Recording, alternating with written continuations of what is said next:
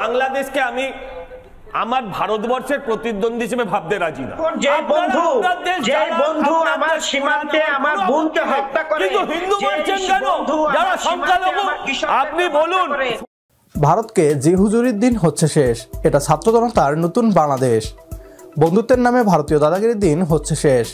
ছাত্র জনতার নতুন বাংলাদেশ বন্ধুত্বের নামে ভারতের দাদাগিরিকে কোনোভাবেই মেনে নিচ্ছে না। যে বন্ধুর সীমান্তে নিরীহ কৃষক এবং রাখালকে হত্যা করে, এমন বন্ধু দেশের দরকার নেই। ভারতকে নতুন বাংলাদেশ বন্ধু নয়, বরং স্বাধীনতা এবং সার্বভৌমত্বের হুমকি হিসেবেই দেখছে।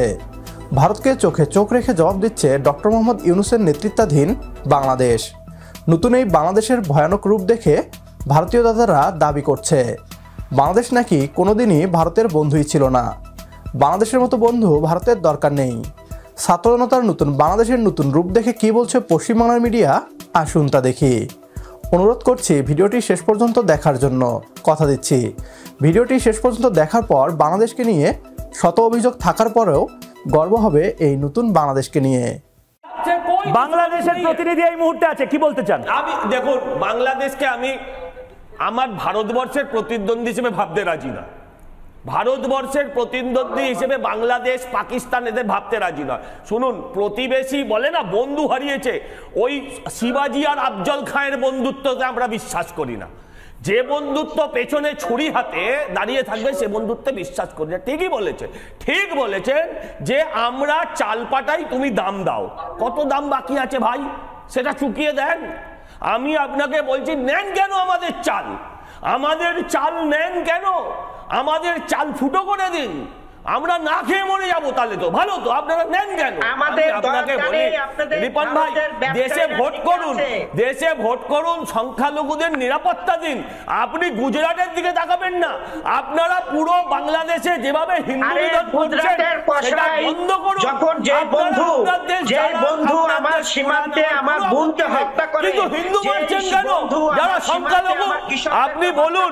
শুনুন শুনুন, আপনি শুনুন, আমি আপনাকে আপনার কথা বলিনি, আপনি শুনুন। আপনারা একটা কথা বলি শুনুন, আপনারা এই সমস্ত জামাটা পরে আছেন না, ওই জামাটা ভারতবর্ষের। খুলে ফেলুন, খুলে ফেলুন এই জামাটা ভারতবর্ষের। জন্ম ভারতবর্ষ দিয়েছে, জন্ম ভারতবর্ষ দিয়েছে। ভারতবর্ষ না থাকলে আপনারা আজকে পাকিস্তানি হতেন, রাজাকারদের হাতে ধর্ষিত হতে হতো না আপনার পরিবারকে। আমি আপনাকে বলি শুনুন, এসব ছাড়ুন। আপনারা আমাদের ভালো প্রতিবেশী কোনোদিনও ছিলেন। বাংলাদেশের সবকিছু উজাড় করে বিগত এক যুগ যাবৎ লুটেপুটে খাওয়ার পরও ভারতীয়রা বলছে বাংলাদেশ নাকি তাদের কোনোদিনই বন্ধুই ছিল না। বিগত শেখ হাসিনা সরকার একবার বলেছিলেন, আমরা ভারতকে যা দিয়েছি তা ভারত সারা জীবন মনে রাখবে। এরপরও দাদাদের কাছে মনে হয় বাংলাদেশ নাকি কোনোদিনই ভারতের বন্ধু ছিল না। বিগত 6 মাস যাবৎ বাংলাদেশকে আগের মতো লুটপাট করে খেতে পারছে না ভারতীয়রা। বর্তমান সরকার প্রধান ভারতের নিকট মাথা নত করছে না, বরং চোখে চোখ রেখে অধিকার বুঝে নিচ্ছে। এতে ভারতীয়দের আতে ঘা লেগেছে।